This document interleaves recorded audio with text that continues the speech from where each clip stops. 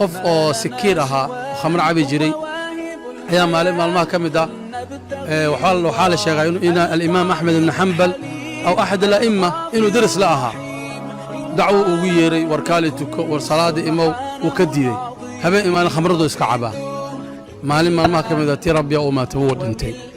markuu dhintay marka gabadh xaaskiisa waxay u soo oroday sheekhi dariska la ahaa markaasay ku dhahay sheekhow ninkii dariskaaga ahaa wuu dhintay tacaal ku salli aan ku tukane nacaawi wala soo aasa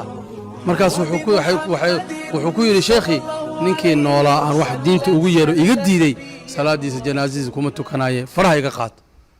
almuhim dad bay aruursatay ninkii sidii lagu soo aasay habeenkii markuu seexday imaamkii ama sheekhii oo diiday inuu ku tukado ninkii wuxuu jannada ku arkay ninkii sikiirka ahaa oo jannada ku dhex socdo hortiisubu sii socdaaba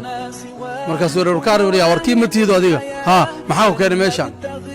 markaasuu wuxuu ku yidhi wal dhaaf uu dhahay ilaahigii furada jannada gacantaadaanan gelin ayaa mahadle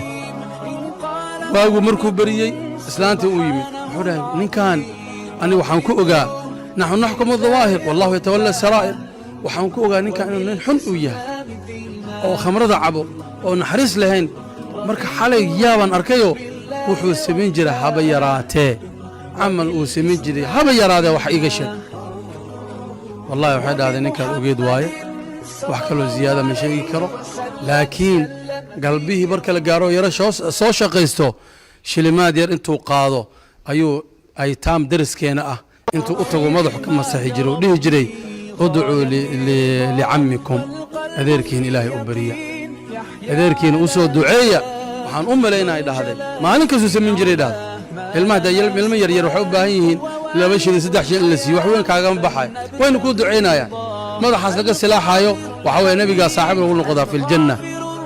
ana wakaafil yatiimi ka haatayni fil janna uu nabigu uu tilmaamay markaasuu dhihi jiray udcuu licammikum adeerka ilaahay u bariya waxaan u malaynaa dhahday in ilmahaasi masaakiinta oo aytaamta ah oo aabala'aanta ah in ducadooda ay asiibtay qisa العلم عند الله أنها صحيحة لكن إن شاء الله تعالى دي بنك باري دونا والسلام عليكم ورحمة الله وبركاته